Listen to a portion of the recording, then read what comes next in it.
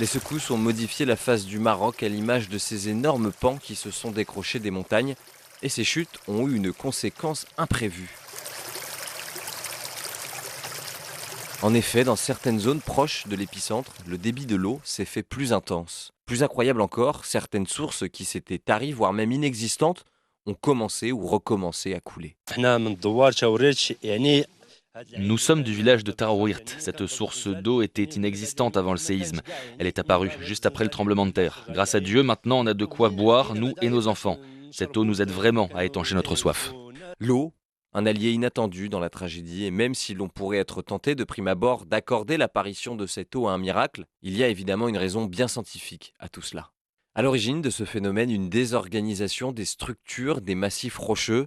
Pour le reste, je laisse la parole à Mahmed Aberkan, professeur de géologie à la faculté des sciences de l'université Mohamed V de Rabat, qui vous expliquera tout cela mieux que moi.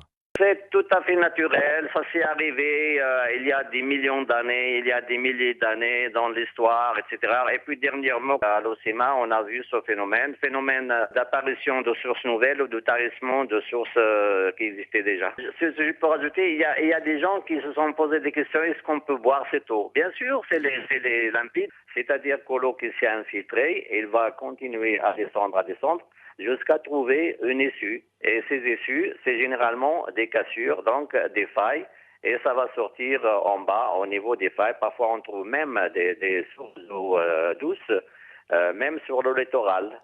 Donc, tout a été fracturé. Ainsi, on a recensé de nouvelles sources ou un renforcement du débit de l'eau à Iril, l'épicentre, vers Imi Noulaoun, dans la province de Ouarzazate, à Ait Walal, dans la province de El Ajeb, ou encore dans le douar d'Eit Yahya, qui se situe dans la province de Taroudante.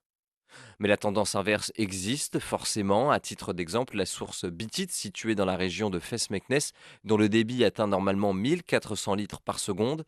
Après le tremblement de terre, plusieurs experts de la région ont constaté une diminution de son débit en raison de l'accumulation de roches qui entrave le passage de l'eau.